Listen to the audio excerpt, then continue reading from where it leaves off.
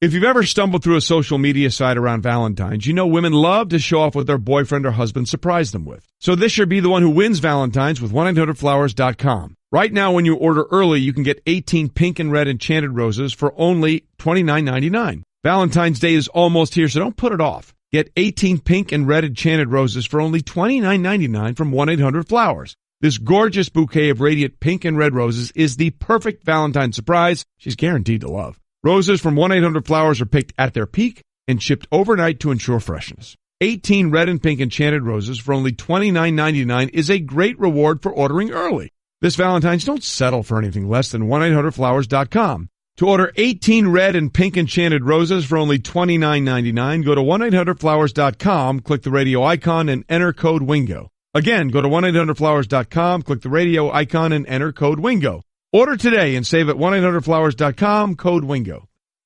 Great news. There's a quick way you can save money. Switch to Geico. Geico could help you get great coverage at a great price. And it only takes 15 minutes to see if you could save 15% or more on car insurance. Go to geico.com today and see how much you could save.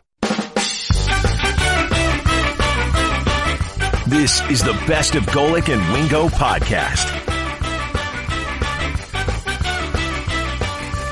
I'm Jason Fitz in for Trey. Yes, you are. Tell me that LeBron shot isn't Christian Laettner's shot. Outside of where the ball was inbounded, we know it wasn't full court. This one was just before, just a little longer than half court. Same shot, though, right?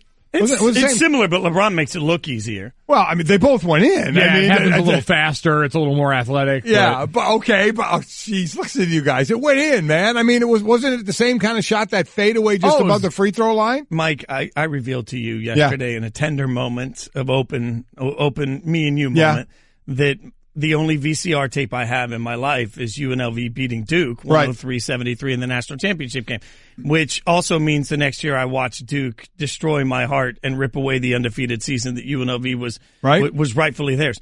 I'm not going to credit Christian Laettner with anything. Oh, okay. It looked much better by LeBron. All right. I see where this is born from. Okay, I got you. Hashtag bias. I would like to see a side-by-side of those. I feel it feels weird that SportsCenter hasn't already done that. I know. Look, well, they'll do it now. We'll give them the idea, right? I was going to say, I'm not paid to produce SportsCenter, but you're welcome. Yeah.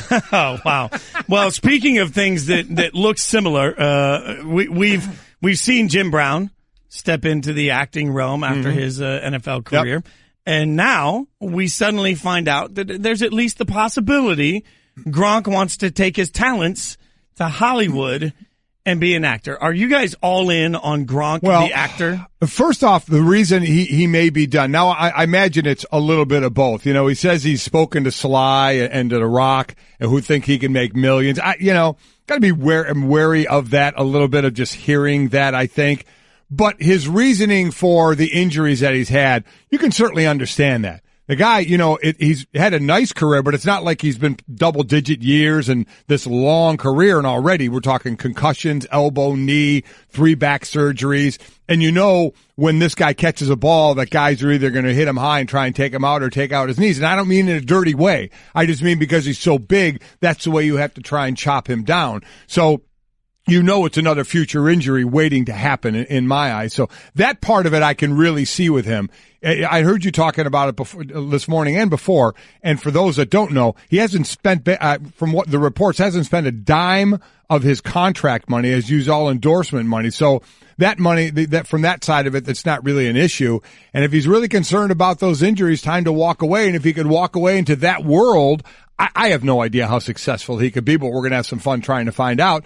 But I think he would be walking away more because of the injury situation than of the potential in movies. You don't think Gronk in his head could have heard something like that in an off-season conversation? Because he was on set. He was out there doing it in the Entourage movie a couple of years ago. Yep, so he was already operating in that circle. That was around the same time Ronda Rousey was beginning her transition into silver screen She was in fame. that movie too. And so maybe she was in his ear, and all of a sudden you just get that little bit of bug where you start to think, you know what, I can do this, and then all the injuries start to hurt a little bit more, and then you realize you're going into every game basically wearing a shield on your elbow instead of getting to play free and uninhibited like you once did. How confident are you guys in Gronk? And as an actor, our confidence theme brought to you by National Mortgage Lender. Quicken Loans. Apply simply, understand fully, mortgage confidently. Look, just because you have one dream job doesn't mean you just suddenly get to pluck another dream job out of the air and just try something new. It's preposterous. I mean, this does not make any sense. He's already had his dream job. He cannot possibly get two. I'm saying all of this obviously. Wow, out of sarcasm again, Jason Fitz, fiddle player, band Perry for years, and now transitioning over into sports talk.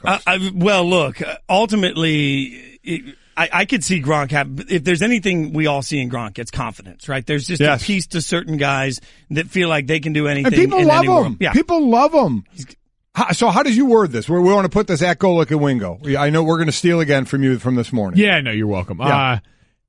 I just asked because right now I'm not trying to cast Gronk in anything new. I don't have any scripts in front of me right now. But do you right think now? Tomorrow he might have a Hollywood exactly. Month. Gronk, call me. We can make this work.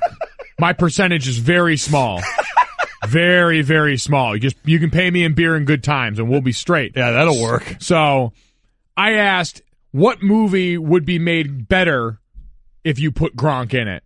So you go back in it. All of them. I can say there are very few, and there are the obvious ones in here. Like basically any movie that Sean William Scott was in, you could dub Gronk in, and he would probably put his way in there nicely.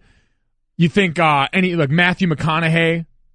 Now, see, I think you need to go with something where there's not a lot of dialogue because I'm not sure that Gronk, I just don't know that that's really going to be his strength. Any party movie? Well, yeah, we got a lot of old school references in there. Yeah. My favorite one fits. This is by far my favorite submission this morning, and it fits right into what you were looking for there. You take Gronk and you make him Wilson the volleyball in Castaway.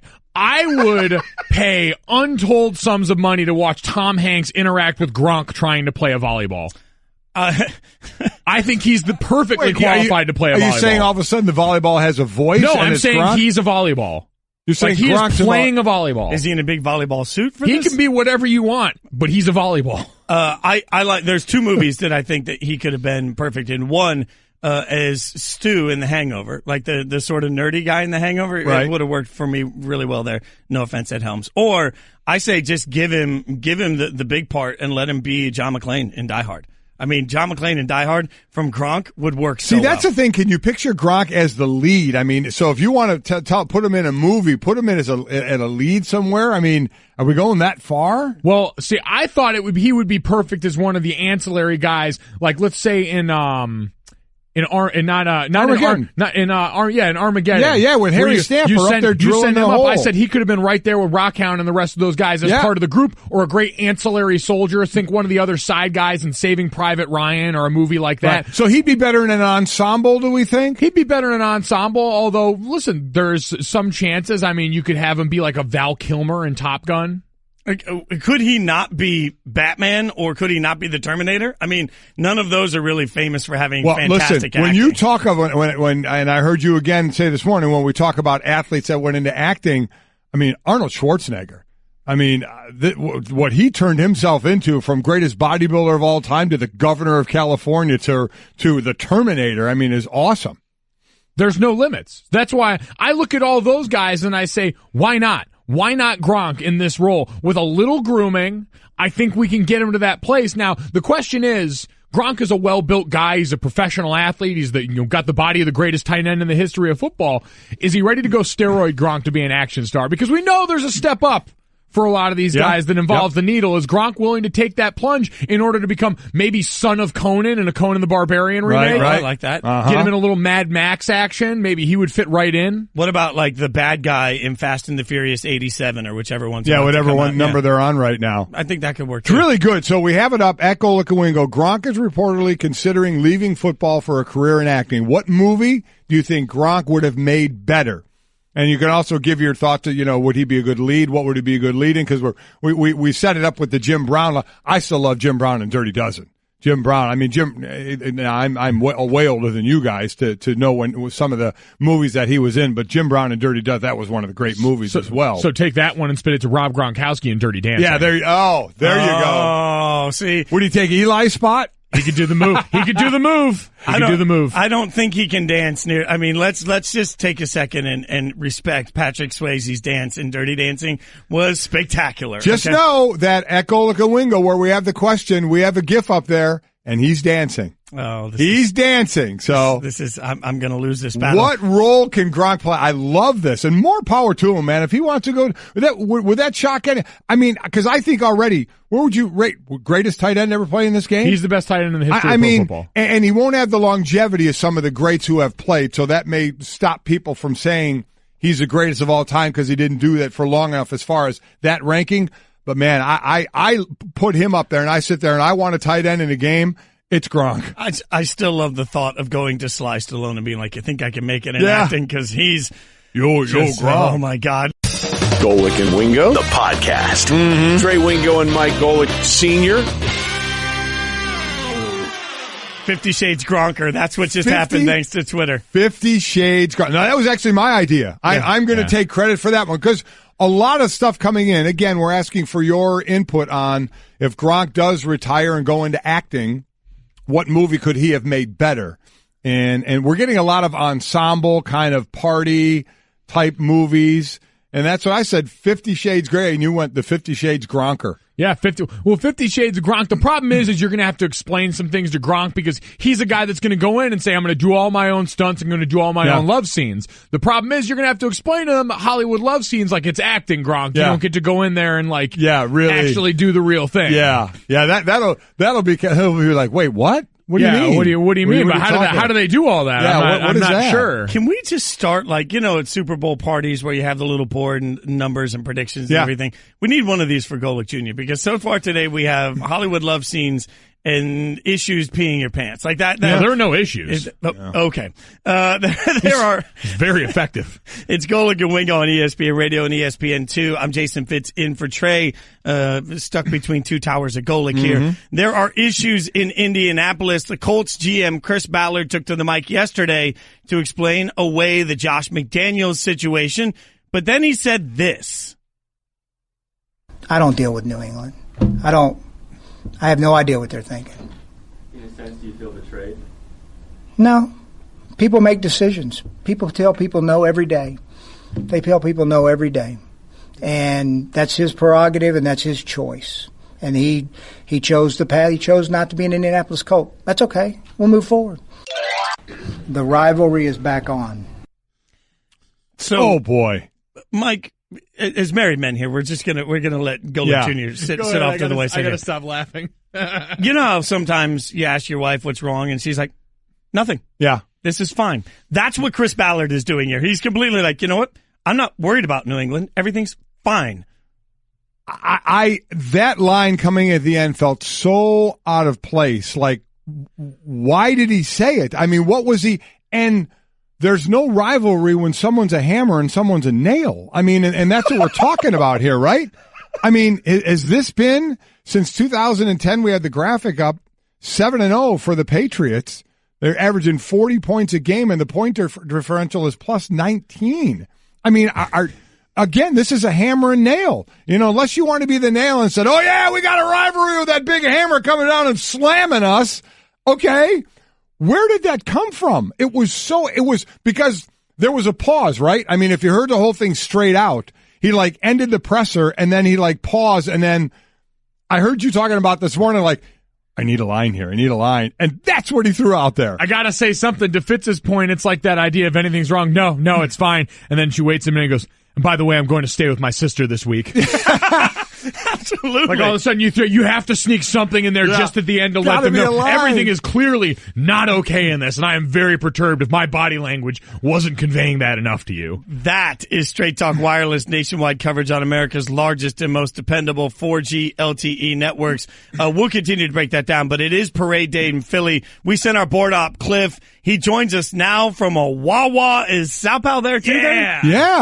No, Sal Pal is not here right now, but I got a bunch of my friends out here. Philly is crazy out here.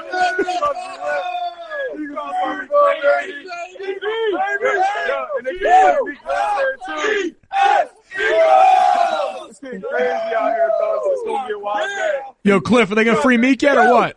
Yo, yeah, we playing the intro right now. It's getting crazy. There's people hanging out from window. Is there a hoagie? Is that a hoagie? Somebody, Cliff, have you seen anything? Has anything been broken yet? Has anyone eaten any more poop? Or are you guys good? there's nothing broke yet. There's not any proof yet, but everybody's yelling. It's getting rowdy out here. Hey, we got Eagles chants going around. We got some hoagies. We getting breakfast right now. Oh man, it's getting crazy. Are there drinks with breakfast at this point, Cliff? Is there drinks with breakfast? Hey, my man, what are you drinking on right now? I'm drinking some Dilly Dilly. Drinking some Dilly Dilly right now, man. Drinking some Dilly Dilly right now. That is awesome, Cliff. All right, you keep checking in with us. Get your breakfast. Get your good base layer in there before you start getting really after it. I'm going to be warm today, Goldie. I'm going to be warm today. All right, man. All right, Cliff. We'll talk to you again in a bit. Can we just, Cliff is, one of the just nicest and he is sort of quiet and really composed. And and the parade's done this to Cliff. Yeah, listen, this isn't, we have fun with bits every now and then, especially once Jerry came into the fray here. This isn't one. Cliff, our board op, is a Philly nutcase. He drove to Philly after the show yesterday. This is no bit. He was in a Wawa with a bunch of other people. They are already eating hoagies and drinking beer. And the parade starts at 11?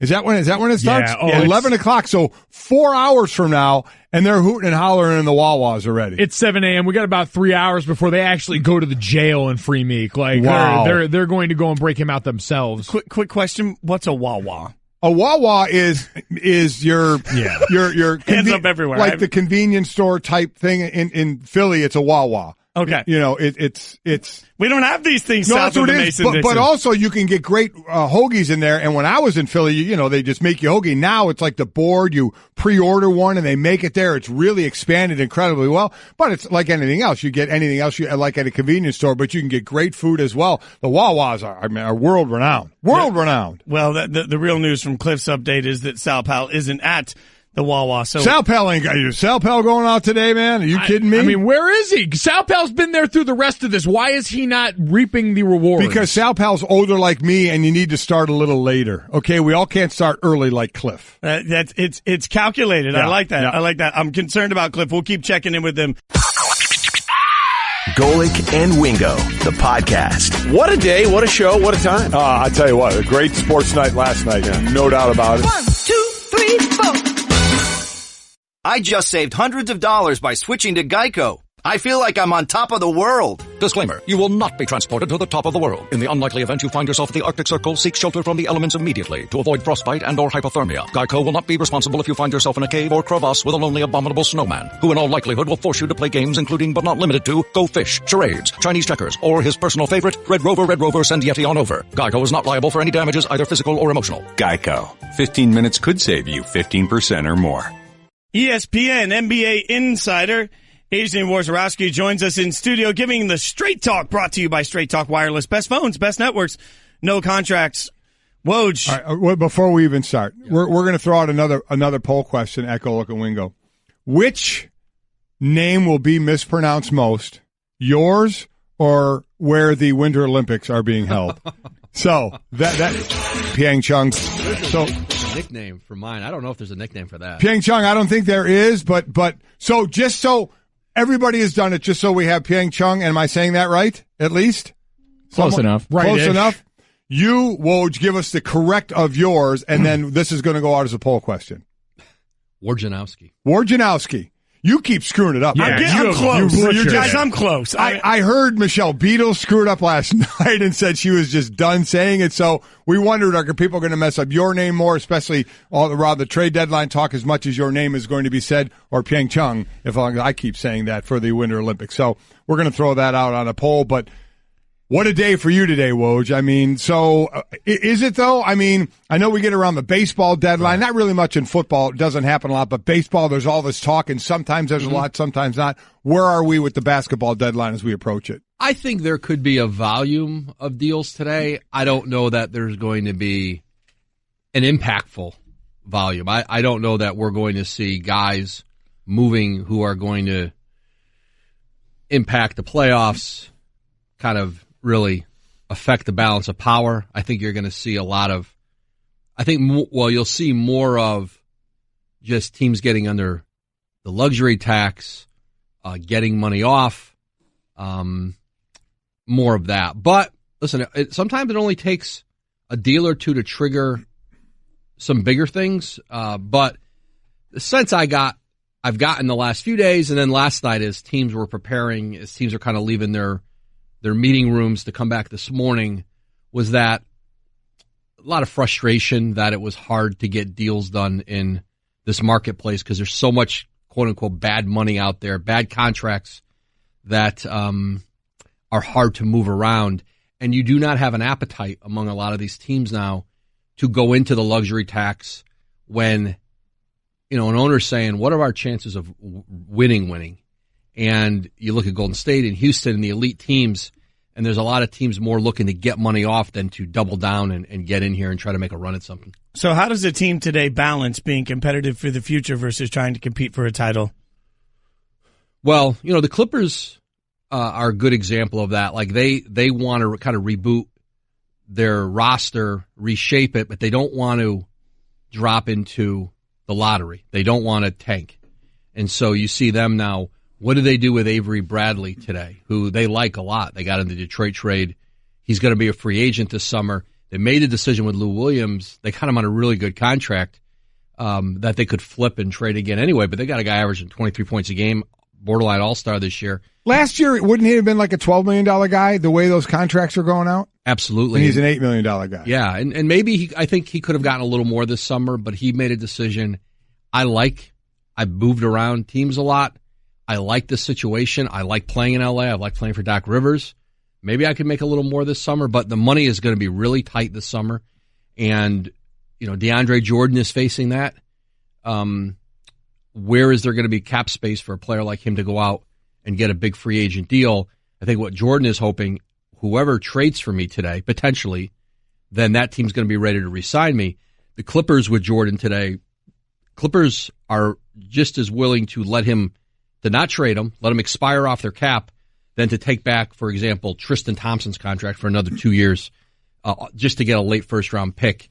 That's not something, as of this morning, that the Clippers were willing to do. So obviously that's the link a lot of people saw, especially with DeAndre, was the Clippers and the Cavaliers. So if that move isn't necessarily realistic, what would be for Cleveland, since they seem to be at the center of a lot of the discussion today?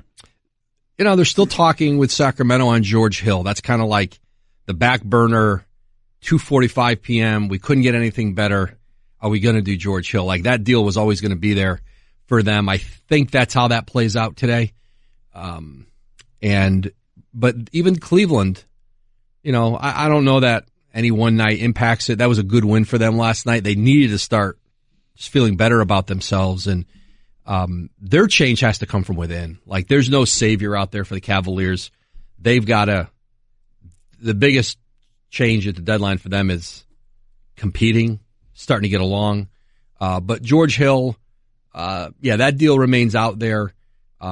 Cleveland's been involved and engaged kind of all over the league.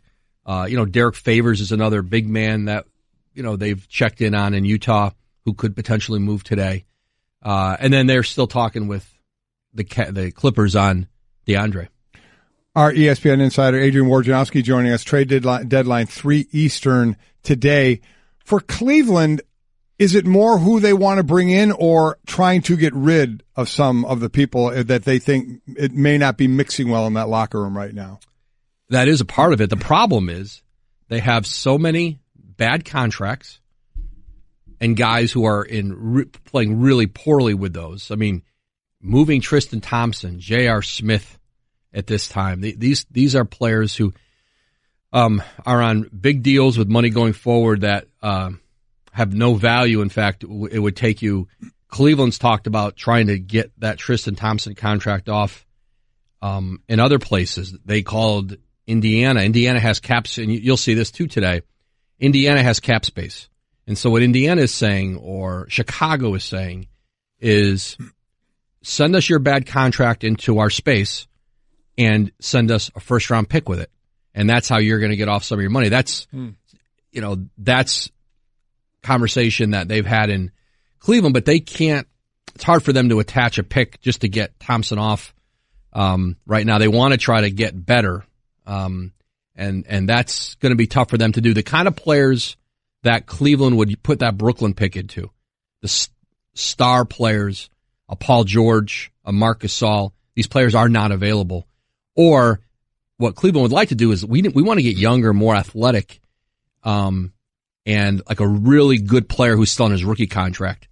Those guys aren't available. And what Cleveland would like to do with LeBron, and there's no partnership here right now. It's been well documented here lately of the acrimony there. What Cleveland's vision is we wish LeBron would partner with us. We could go forward together, and we'd like to try to do for him what San Antonio did with Tim Duncan, which was as he got into his 30s, we got younger, more athletic around him. Instead of this Cleveland team trying to keep doubling down with older players, and that's what they'd like to do, but without knowing whether he wants to stay or not, or feeling he probably prefers to leave at this point, they're not trading that Brooklyn pick for a guy who's just going to be a quote-unquote rental for a year or for the rest of the year. And now they burn the thing, and they're all, he goes out the door, and whatever guy they brought in for him is going out the door too. They won't do that. So they would have liked to, even if we didn't use that pick now, could we use it at the draft, either to take somebody or to do a trade like the Bulls did, where the Bulls got to the draft, targeted Markkanen in the deal with Minnesota. We can get this. We want 7 as part of that deal. We know we can get Markkanen. That's our guy. That's what the Cavs would like to do, but they don't know whether LeBron's part of the future or not. We're talking to ESPN NBA insider Adrian Wojnarowski. And Woj, any shot that Isaiah Thomas is just shipped out? There's always a chance. He's an expiring contract. His number's not very high. It would have to probably be a part of something a lot bigger. But right now, I think, they're going to, he played one of his better games last night. He needs to get healthier. He needs to start to get his legs under him here. He was out a long time. He's coming back from a serious injury. They hope that, by the time the playoffs come, he'll be a much better player than he is now. There's always a chance. I don't think I'm not sure it's a priority for them to do it, but if there was a bigger deal where they've got to move pieces around, it's conceivable today. In New York, with the recent injury to Kristaps Porzingis, how does that change the way that they approach this trade deadline now? Because really the next couple of the years of that franchise look like they're at stake with the timetable for this injury. Yeah, I don't know that it impacts them a lot at the deadline. I think they were going to be hard pressed to get anything done. They have, listen, they would like to get younger. They'd like to get draft picks. They'd like to get some of their bad contracts off. That's like 20, there's like 22 other teams all trying to do that same thing. Yeah. And it's a zero-sum game. So, certainly they're not going to act as a team trying to make the playoffs anymore. But they, the Joakim Noah situation is going to play out here. I don't know that Noah plays another game for the Knicks. They're going to have to worry. They're going to have to work on a way to part ways here. That's going to be really financially costly. Or the Knicks could wait out the season with Noah, see what Jeff Hornacek's future is as coach, and see, could we reincorporate Noah back into organization if there was a different coach next year, because that has become untenable between Hornacek and Noah. So we talked obviously about Cleveland, but how about some of the other contending teams in both conferences, maybe the top 4 in each conference? Any of them looking to make a move, or that can make a move that could really boost their chances? Certainly the Spurs have been active, and Oklahoma City. Here's a few teams like Oklahoma City, Toronto, Houston have moved draft picks out in recent years, don't have as many draft picks to use to try to get better at the deadline. So that limits them a little bit. Toronto's got such good young players, and they're very hesitant to, very quietly, Toronto can stand pat and they can win the East. And they don't have to make a move, because you can see with them, their improvement can keep coming from within. They have this really good young bench that's taking some of the pressure off DeRozan, Kyle Lowry. Less in past playoffs, there's been so much put on those two. And you can see a little more, become a more balanced team as they've grown their own guys. So for them, they can be improved and better in the playoffs just because those young guys are getting better all the time. So I think they're less apt to do something. Boston, Tyreek Evans is a player who a few of the contenders, Boston, Philadelphia, if you want to call them a contender, they're a playoff contender. Right. Denver are all still interested in Tyreek Evans, and he's a good example of how hard it is to get a first-round pick. Memphis has been holding out, hoping somebody would give them a first-round pick. we're how many hours from the trade deadline? They still don't have one for him. He could go for 2 second-rounders or a good second-rounder. Teams are holding on, clutching those first-round picks. They don't want to just give them up anymore. Real quick, Woj, I do want to ask you about the Lakers. Do they trust the process and let their young guys grow, or do they get rid of them at the deadline? They're active. The Lakers had a lot on their board last night into today. So far, they've resisted Julius Randle. I think they probably finished the year with him. But some of the young players like Nance, Clarkson are very available. If there's certainly a deal, they want to try to win as many games as they can this year to look more attractive in free agency. They still have hopes of LeBron James this summer. Their hopes of Paul George have waned a little bit because they feel it too, and they're they can hear Paul George like everybody else can and see that he's become comfortable in Oklahoma City.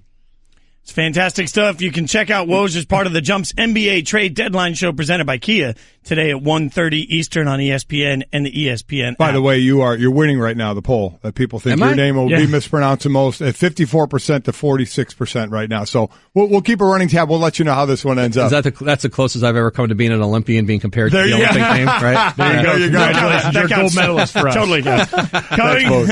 Golic and Wingo, the podcast. It was all sort of one big giant Jello mold. It's very interesting where that went. Cliff, I mean, to go, you love parade. You said you love parade. Yeah, I'm all in. Parade in Philly, they're expecting 2 million people. Cliff, our board op, you love him here because he plays all the great music. He's a Philly guy. He drove there after the show yesterday. He was already on once. You just heard with us this morning. Cliff, I hesitate doing this. Where are you now and how are you doing? Yeah. Yo, I'm on Broad Snyder right now. We in South Philly right now. Oh,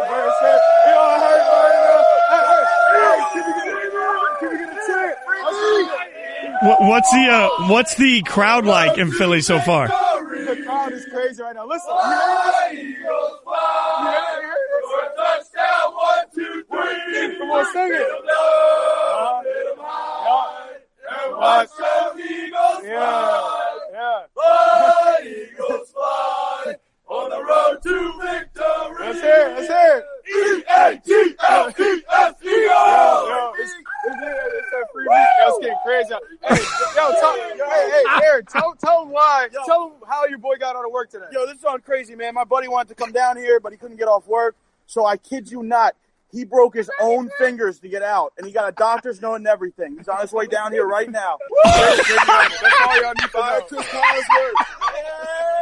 No, that can only happen in Philly. That can only happen in Philly. I gotta make up my hours on Sunday.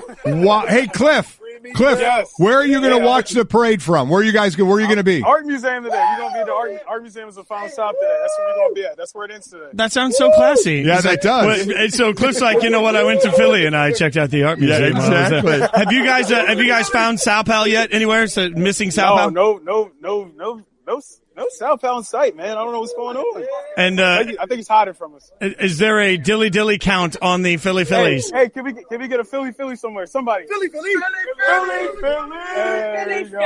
There we go. Hey, by the way, hey, Cliff, have you found any of the taverns that are giving out the free Bud Light yet? Yes, we have, and we will be stopping at each and every single one of those taverns going. That is awesome. All right, Cliff. Wait, are you wearing like a shirt, a jersey, a hat? Yeah. What's the appropriate parade wear? I got a shirt underneath me. I got a hoodie underneath that, or over top of that, and I got another shirt over top of that. So I'm loaded up. I'm layered up, Fitz, ready to go. All right, you keep enjoying it. Anybody else out there listening, if you're at the parade and you take a picture with Cliff, we're going to send you something. Free meat. Free meat. Free meat. That's amazing. All Cliff, right, be Cliff, safe out we'll there. Talk to you in a little we'll bit. check in later. Unbelievable. So to recap, Cliff's friends with somebody that not only broke his own fingers to get out of work, he did yell there at the end, I don't know if you heard it, I got to make up my hours on Sunday, which means like he's still got to work the comp time with the broken hand. Understand what they said. This guy broke his own fingers and got a doctor's note to get out of work to go to the parade. I mean, I almost would you just taking your chance of just not going to work? I guess maybe you get fired. So no, I'd have taken my chances to bribe the doctor. Breaking his fingers was worth it. The next time, I doubt Cliff is going to be coherent enough to know, but I wonder how he did it.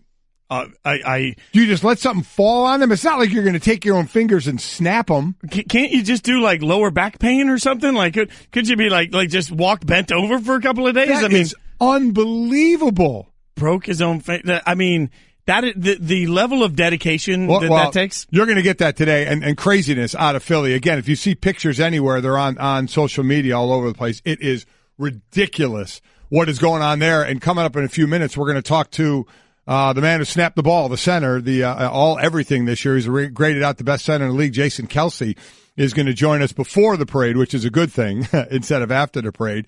And we're also going to get a little more into you brought your fiddle today. I did. Did you not? It's like show and tell. I'm not going to play it right now, but just for those that are watching on TV, grab that thing and then we can see it. That's your fiddle that you haven't played much since you retired from the band Perry, correct? Yeah, I think I might have played maybe 4 times. Is it going to be like riding a bike though, that you're going to be able to? Well, we're going to find out. You're going to have to warm up a little. We're just going to go No, easy I'm not going to today. warm up. We'll warm it up. Okay. Yeah, we'll go easy today. We're going to go easy today and just do everyone down to Georgia. Because again, is that the comparison again of Stairway to Heaven for a guitar player? Yeah, for sure. I thought maybe we'd just go easy and do like the, maybe we'll do that. Like a Wingo theme. And maybe we'll do that. And then maybe tomorrow we'll do that. One thing I've learned, your name's on the show, so you can really decide what we're going to do.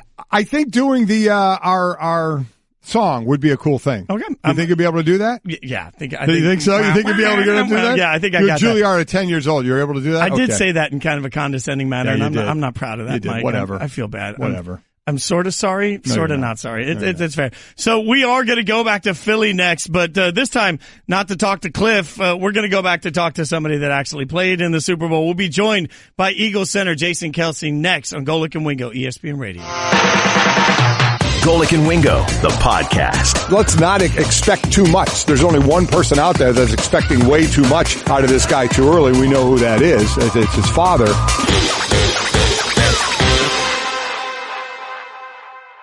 Jason Kelsey, Eagle Center, joins us on the phone. And Jason, you've had a couple of days. Has it sunk in yet what it means to be a Super Bowl champion? Oh man, it's definitely starting to sink in. I'm at this parade right now, which is why I'm so behind today. But it's been a pretty special last few days, and the entire city of Philadelphia let you know every single day. So it's been pretty awesome. You know, there are moments, Jason, as in a game that, those 5 or 6 moments in a game, either plays or situations that really define a game. And I was wondering, were you guys leading that whole game? And then it came to a point in the fourth quarter where you're down 33-32. If you could take us to that moment and what the talk was on the offensive side in your huddle when you had first lost that lead and now had to play from behind. You know what? There wasn't really like a huge rah-rah moment, to tell you the truth. There was just, Jason Peters pulled everybody aside right before we went out, for the offensive drive, and just kind of told us, just to keep doing what you're doing. You guys are killing them. They can't stop us. Because at that point, their defense, I think we had only punted one time in the game. So, we were really confident that we were going to be able to move the ball down the field score.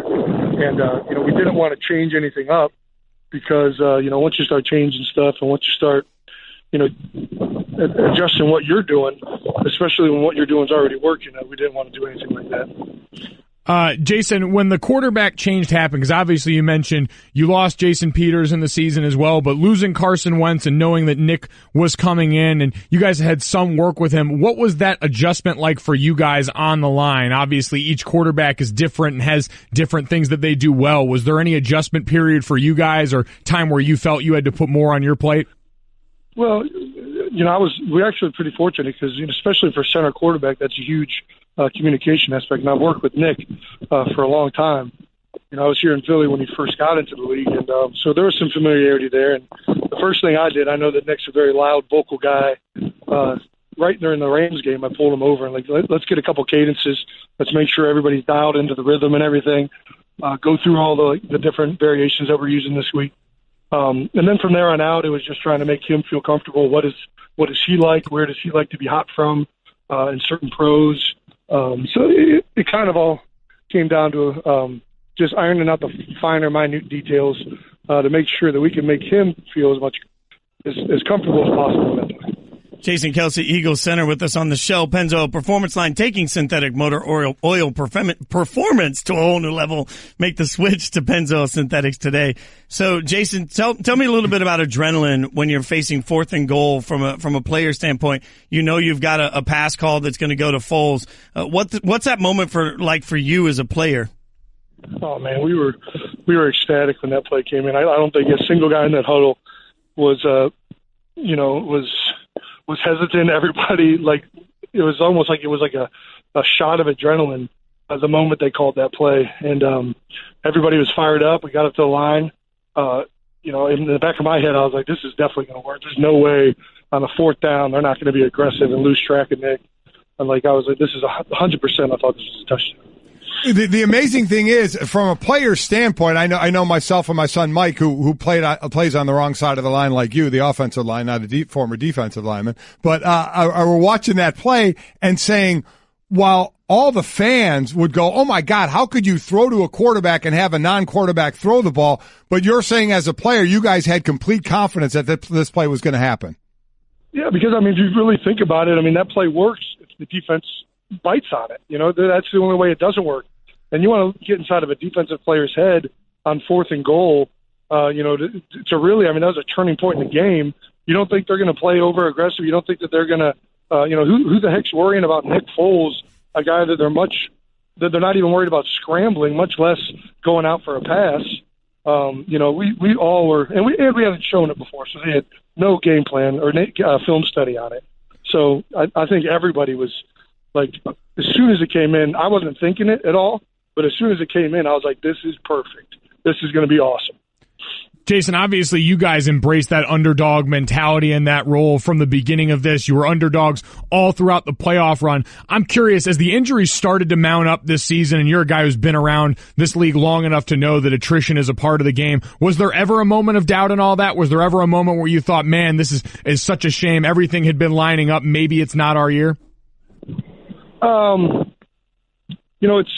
I think that when both Jason Peters and Carson Wentz went down, we had played with V a lot last year, and I had played a lot with Nick Foles. But I think anytime you lose a guy that's so vital to the offense, I don't think you can help but have some thoughts in your head initially. But that leaves pretty quickly once you get back at practice and once you get over the shock value of it. I thought that the Eagles, the bottom line is Howie Roseman, Joe Douglas, the front office, Doug Peterson, they did a phenomenal job of making sure that we had quality guys ready to go in there for those guys. That's a big thing. A lot of teams, quite frankly, don't have most teams don't have enough starters, quality starters to be good in this league. And we got guys in 2nd and 3rd string roles who are ready to go in there and play quality minutes and the product on the field not drop off too much. That's a testament to the team that's been assembled. It's a testament to the guys that we have in this club. Yep, and a huge difference to teams that try to make adjustments on you. You have other places to go because of the talent you have. Absolutely right. Jason Kelce, Eagles center, joining us, Super Bowl champ, Philadelphia Eagles. Jason, I was fortunate enough to play most of my career in Philly. Never got to this point, but I certainly grew to love those Philadelphia fans and just how passionate they are. Can you give us some kind of thought about them and just where they are now and when you came back from the Super Bowl and the fans meeting you there and just how much they appreciate you guys? You could feel it the moment you walked back through the door of the NovaCare Center. There were people all outside, all down the street. And this has been something for 7 years that people have been waiting for since I've been here. They've been waiting longer than that, but they've been literally telling me, we cannot wait till you guys win. The parade down Broad Street, the joy that the city has. This city bleeds and dies for the Philadelphia Eagles. There's other sports. They're Phillies fans, too. They're Flyers fans. They're 76ers fans, obviously. It's a great sports town. But this city, especially with the Eagles and how long they've been here, it's really been waiting for the Super Bowl for a long time. And you can definitely feel it in the city right now. Jason, you mentioned you were here the first time around when Nick got into the league. You've been through different head coaches here. What has Doug meant to this team? What was the message that he brought to you guys from the minute that he came into the building, and how has it translated into where you are now? I think that the biggest message that he's always tried to put is just to not overthink it. He's a very much, he has little motivational things that change each day. But the keys to victory remain the same. Don't turn the ball over. Defense create turnovers. We have to be able to control the line of scrimmage. I mean, it's not, teachings of like a whole new, we're not like reinventing the wheel here. It's just, playing basic fundamental football, take care of the football, execute on offense, get turnovers and create havoc on defense. I mean, that's pretty much what he preaches week in, week out. So, Jason, the parade today, what you guys ready to go? What's the thought process? It's going to be unbelievable. They're expecting 2 million people. I don't even know what to ask about this or what you could expect with this. Oh man, I don't know what to expect either. I'm just going at it with an open mind. I'm super pumped up about it. I think that the guys in this room and the guys in the locker room are all really excited to see the show go on today. I mean, it's going to be a pretty special one. Jason, before we let you go, what's the appropriate amount of trash talking allowed with your brother Travis at this point? Now that you have a Super Bowl championship. Well, now I don't need to talk trash. Now it would just be rubbing it in his face. I think we've been trash talkers our entire life, and our entire football career, we've always gone back and forth about whose team is better and stuff like that. But now that I got the ring, I don't think I need to do any talking. I'll let him do the talking. You just need to hold the ring up. That's exactly right. Yeah, exactly. Hey, have a great time at that parade. Enjoy the experience, and congratulations, Congrats, my Jason. friends. Awesome. Thanks so much for joining us. Thanks for having us, guys. Thanks, Congrats, Jason. free make. Golic Makes me want to vomit and then punch you square in the face. and Wingo. Oh, he's saucy today. I'm Jason Fitz in for Trey, and Mike, I will admit, every time I sit in with the band ever, they pull this song out. I don't really know it. Like, I didn't, as you have sort of talked about, like, I grew up on classical music. Right. So there are huge holes in my repertoire of old country. So a lot of the like Alabama sort of stuff, you don't know. I never listened to it. It was not my thing growing up. So, and when I first started playing fiddle, I actually took old rock records and dissected them. Really? So I would take like guitar solos and figure out how to play a guitar solo on a fiddle. That was my whole approach.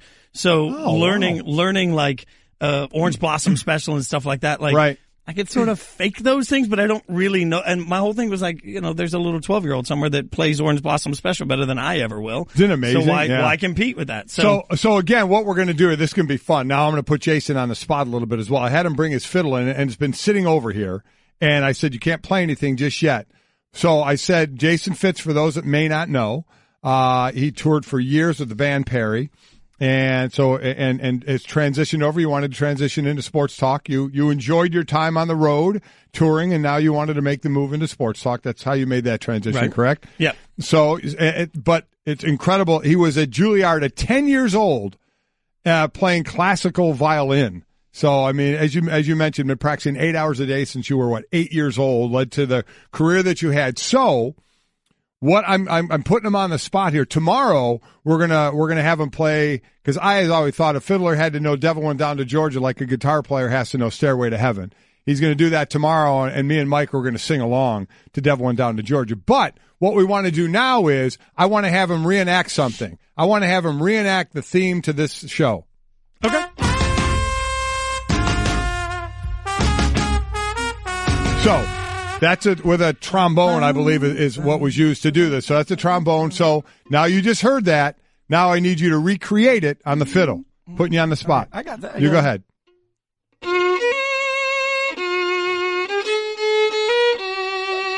Right? I was right? Yeah, that was good. Play ours again.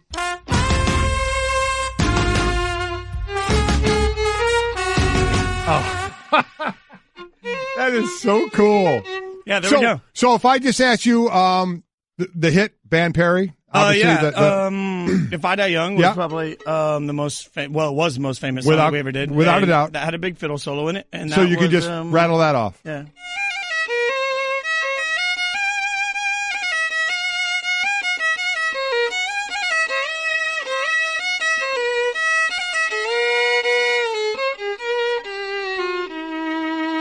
I tell you, it makes I haven't played me, that since August 27th of last year, but yeah, really, that's fine, yeah. That is so. August 27th of 2016 was the last 2 time. years, so almost. That's incredible to me. It makes You know, when you're growing up, and almost everybody, a lot of people play an instrument when you're young and you're doing everything in the world. And then as you start doing more, some things go by the wayside. Obviously, this stayed with you.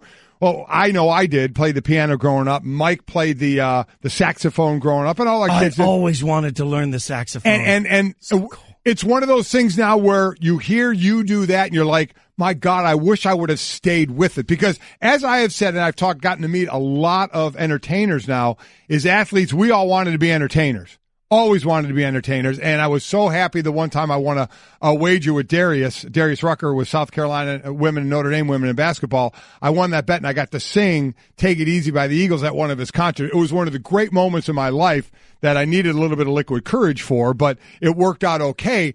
And entertainers always wanted to be athletes. So it was like they wanted to switch roles at times. You going to sing a little Take It Easy for us? Oh, listen, I had a ball doing that. I'll sing. No, I mean, now do you want to sing a little? But I was running down the road trying to loosen my load. I got 7 women on my mind. 4 that want to own me, 2 that want to steal me, 1 says she's a friend of mine. Take it easy. See that? That was good. That was good. All right. So one of these days I'll just bring in a guitar and I'll just do that. Or you. Tomorrow you can play Devil Went Down to Georgia and I'll sing that. Yeah. All right. We're going to make all of this. Why not? Why not? By the way, I will say, yes, most of it I can pick up and do again. The most difficult solo I ever played was on a song called Done, which was one of our singles. And we did for the ACM Awards that year out in Vegas, the Academy of Country Music Awards. We got in a straight line and we jumped up and down during the fiddle solo. Most difficult thing I ever had to do as far as musically. Jump up and down and play. Jump up and down while playing. So shameless plug, if you just look up the Band Perry Dunn ACMs on YouTube, it's out there. You can see me jumping up and down while I play in front of 15 million people. That was very nerve-wracking. So, ballpark, how many concerts, how many times you been on stage? Ballpark. I couldn't even. I mean, our busiest year, we were gone 300 days and did 225 shows in a year. So hundreds of thousands. Yeah. Okay, so I go on a football field and play thousands of plays, and obviously no one ever plays the perfect game, so I make mistakes, get yelled at and all that. Worst blunder do you have one on stage playing in a song? I've had so many of them. In fact, when I was but somewhere people would, maybe someone in the band would notice, but people would actually notice. When I was a little kid, I played a classical concerto off by a whole step the entire way. I played the whole thing off by a whole step, which is very difficult to do. Off by a step. So that means like if you were it would be like you playing Take It Easy and me playing Take It Easy on top of you in the wrong key. In the wrong key. Okay. So I did that as a little kid, but there were several times. I've had incident. I mean, on stage it just happens, especially because I had control of our computer system too that has like clicks in your ears that gives you like when you see a band on stage, they're all wearing in-ear monitors. Yeah. And somebody presses the button and in everybody's ears you hear 1, 2, 3, 4. Really? And then you hear this the whole time. And that's what keeps everybody together. There's a click.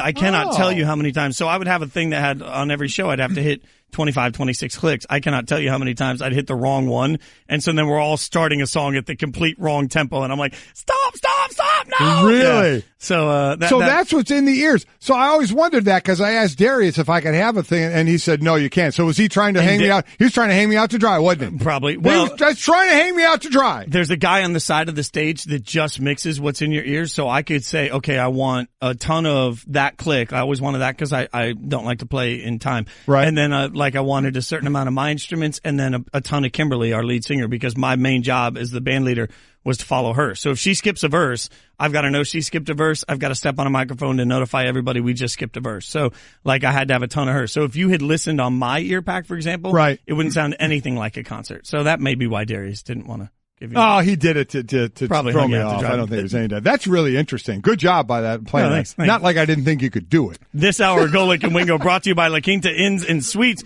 Book at LQ.com and win at business. It's Golic and Wingo on ESPN Radio, ESPN2. I'm Jason Fitz in for Trey. And we'll do more of that. Absolutely. I think that's so cool. More of that fun stuff coming up as we get through. Let's do a what's trending. We got to get what's trending. It's got to be Olympics, we'll right? Get into we should, yeah. Pyeongchang. That's going to be our sounder every time we do an Olympic update. You know what? I'm just going to come in and haunt you by pressing that whenever I possibly can. Yeah. Loser Aaron Hamlin will carry the U.S. flag at the opening ceremony in the Pyeongchang Olympics starting tomorrow. I think this is awesome. It's her 4th Olympics. And as she said, we've grown up watching the Olympics, and we're always like, who's going to be carrying the flag? And to actually be that person is insane. Again, 4-time Olympian. She won a bronze in the 2014 Olympics. This is her last Olympics. She's retiring after this. So congrats to her. What an incredible moment. Listen, anybody who's listened to this show for any amount of time knows I'm crazy about the Olympics. And I would take that. I played football all my life, and the goal was the Super Bowl. I would take an Olympic gold medal over that. I mean, to represent your country in the Olympics and medal or win a gold, or just represent your country, but to be it to the highest heights of winning a gold, I can't imagine anything more cool than that. And then to carry the flag in the ceremony has got to be just awesome for her. So this is going to be a terrible humble brag, and I'm sorry, but we had the chance to play the Today Show at the 2016 Olympics. So we went over to Rio. Of course you did. And I know. And we got to have a lot of opportunity to hang out with some of the Summer Olympic athletes at the USA House. And they have like a big house where they put everybody up. And the camaraderie between all of them is one of the coolest things I've ever seen. So to know all the athletes, right? Between the athletes, not just American, but all the athletes, all the right? athletes. Yeah. And then to know that you're carrying the flag and what that means to the entire room of people that all have been working their butts off to get there.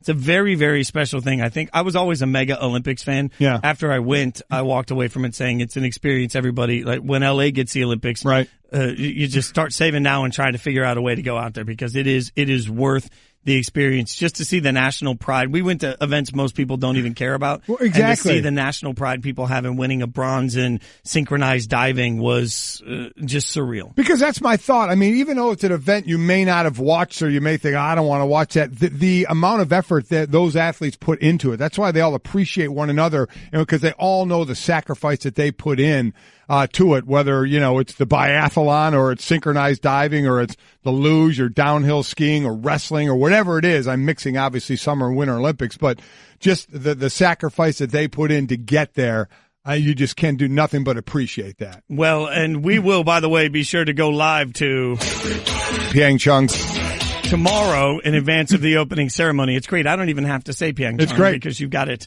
You've got it there for me. But now from the Olympics, we go to the parade. This could be dangerous. We've been getting updates as it goes. Earlier, it was headed towards the Art Museum. Cliff, our board op, was going to be at the Art Museum, and we thought that was all bougie and classy. Now we find out that he's at City Hall in Philly. I don't know where this thing went wrong. Cliff, how are we, Cliff? Cliff, we got you. Cliff, how you doing?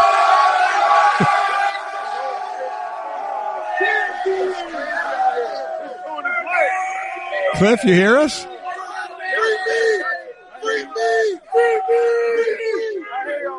I don't even know what they're saying at this point. They're saying free me.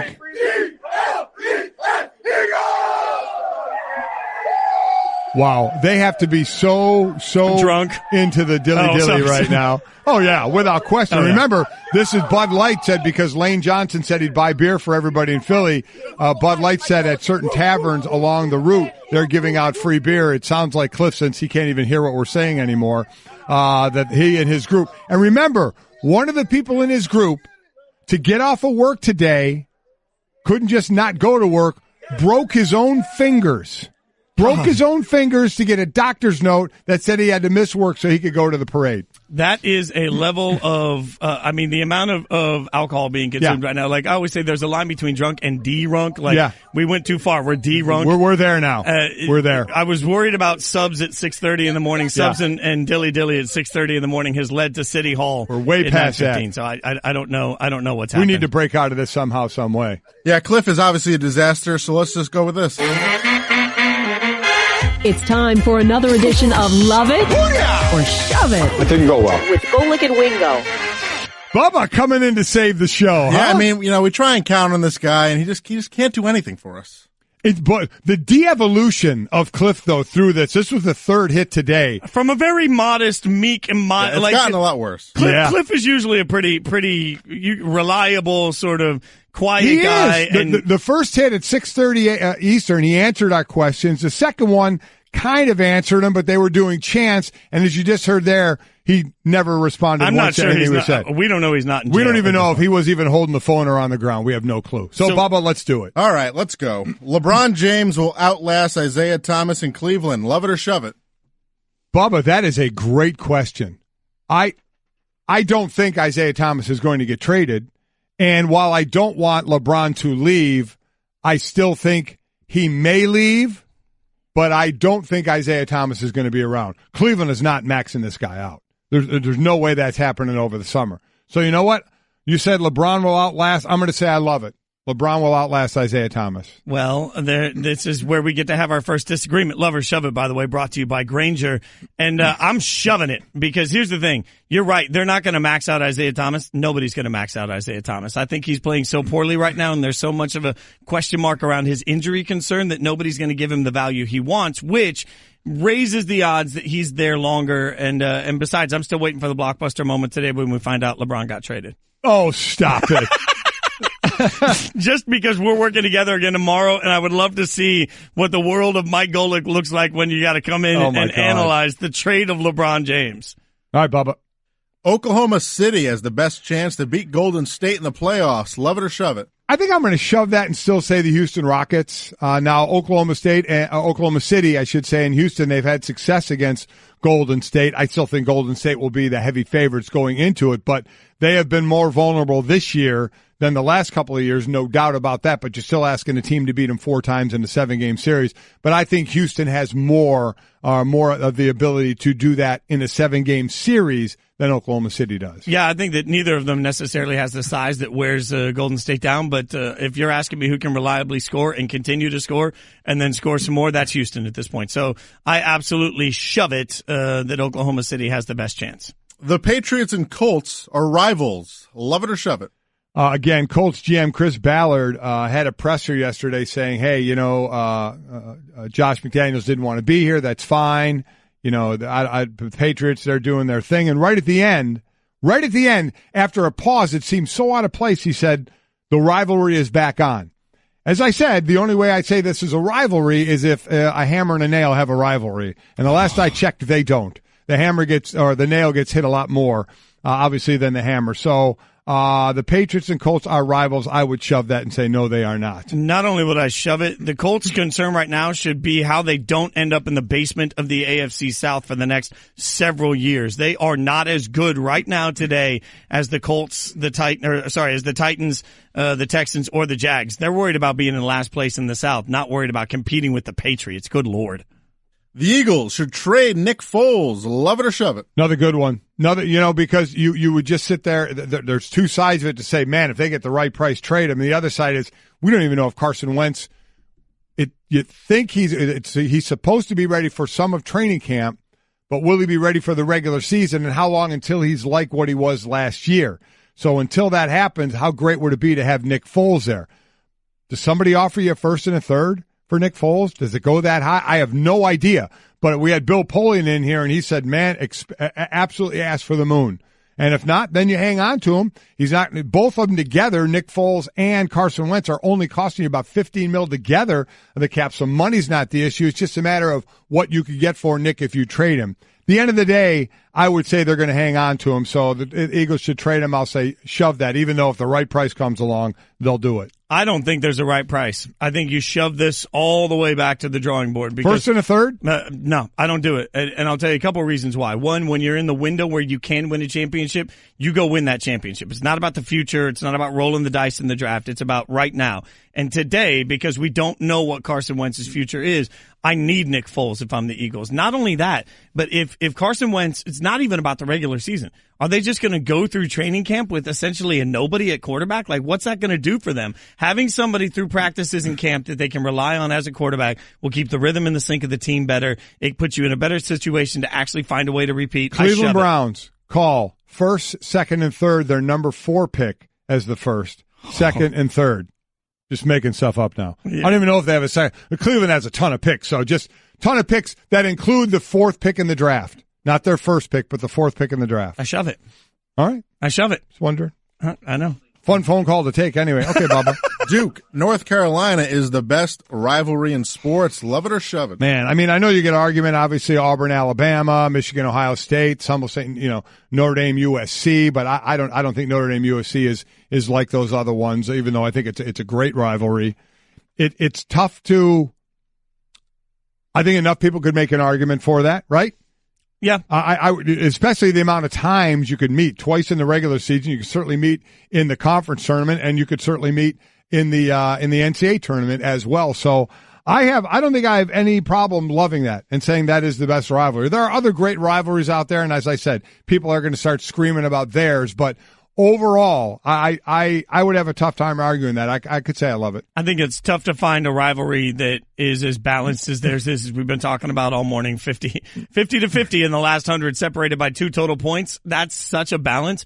And when you think about it, it's number 9 versus number 21. If it was just number 9 insert name versus number 21 insert name, would we even be talking about it? We'd say, okay, it's a rank matchup, okay, but Duke, North Carolina. Duke, North Carolina transcends, and it transcends whether you're a fan or not. So I would love it. I think it's the best rivalry. All right, Bubba. Curling is the best winter Olympic sport. Love it or shove it. Love it. I mean, I do love, listen, I probably I love watching the downhill, how crazy that can be. So many of these sports, there's that thrill of, oh my God, what if something goes wrong? Because let's be honest, a lot of people when they watch NASCAR, they don't want to see anybody get hurt, but they like when there's a crash. You have the ski jumping, you have the downhill, you have the luge, the skeleton, the bobsled, all that could be ripe for, that crash. Curling, you don't have any of that. The only thing I'd add to curling is I say the guy who's pushing the stone has to have a beer in the other hand to balance it off. I think would be pretty cool. But I do enjoy. How can you be the best Olympic sport while you've got a beer in one hand doing it? How awesome is that? Oh, I mean, obviously you shoved this one. Oh man, I crumpled up my paper and threw it in disgust. Bubba didn't see it. Yours figure skating. Figure skating. Your favorite one is the event that can be so. Fixed is a horrible word to say, but I mean, it's judged on by others. Yeah, well, maybe what we should do is hold it to the same standard we hold college football, where they allow a random group of people to decide who the best are there. I mean, that's the only one, and the other ones is how fast you go down the hill, how fast you go down the chute, where is your stone in curling? Where does it end up on the the big looking shuffleboard target? I mean, and figure skating, you got to sit there and wait until some judges from different countries and God knows what's happened to them on why they give their score. Ultimately, curling not even a top 5 Winter Olympic sport. I mean, you've got snowboarding where they do like the half pipe and they do all the little flip turny thingies. Yeah. Then you got like the ski jump where they're doing all that with their legs. All that happening. Those are all far more exciting than watching a guy who you wish was holding a beer broom a little disc along the ice. All right, it's the last show you're doing here. Oh, well, that's a fair point. Did I mention that curling, my favorite winter sport? Thought you might change your mind. I don't know if you guys heard that. That's Love It or Shove It. Thanks, Bubba. Brought to you by Grainger, the products and services you need when you need them. Grainger's got your back to help you keep your facility running. Grainger, for the ones who get it done. Coming up. Grainger. This has been the Best of Golic and Wingo podcast. Make sure to subscribe on the ESPN app, Apple Podcasts, and to listen every weekday morning at 6 Eastern on ESPN Radio, ESPN2, and the ESPN app.